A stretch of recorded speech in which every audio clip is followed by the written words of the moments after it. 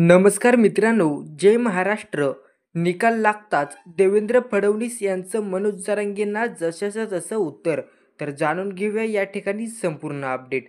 तत्पूर्वी आपल्या चॅनलवर तुम्ही नवीन असाल तर चॅनलला सबस्क्राईब करा.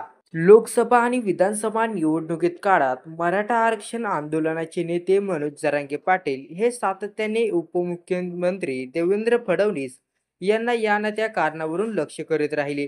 अगदी फडणवीस यांना घरी बसवणार, राज्यात फिरू देणार नाही अशी भाषा त्यांनी वापरली. या सगळ्या टीकेकडे आणि इशाऱ्याकडे देवेंद्र फडणवीस यांनी फारसे गांभीर्याने लक्ष न देता त्यांचे काम करत राहिले. मात्र विधानसभा निवडणुकीचा निकाल लागताच त्यांनी मनोज जरांगे पाटील यांना जोरदार उत्तर दिलेले आहे. लोकसभा निवडणुकीत ओबीसींचा बालेकिल्ला असलेल्या मराठवाड्यात मराठा समाजाने एकत्र येऊन सत्ताधारी भाजप सेनेविरोधात कौल दिला. त्यामुळे मराठा समाजाची एकगट्टा मते महाविकास आघाडीला मिळाली.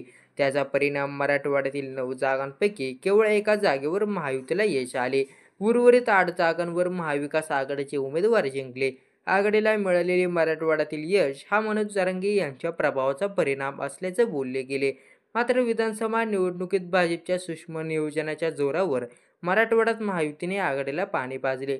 त्यानंतर फडणवीस यांनी जरांगे यांना रोखठोक उत्तर दिलं आहे. तुम्हाला लक्ष्य केले जात होते, तुमच्या पक्षाला लक्ष्य करण्यात येत होते, परंतु निकालातून जनता तुमच्या मागे उभी राहिल्याचे दिसते, असे फडणवीस यांना विचारले असता ते म्हणाले, वारंवार तुम्ही एका पक्षाला, एका व्यक्तीला लक्ष्य करता, त्यावेळी त्यातली हवा निघून जाता, त्याची तीव्रता कमी होते. त्यामुळे लोकांना त्याचे सात्य समजते, लोकांमध्ये सहानुभूती निर्माण होते.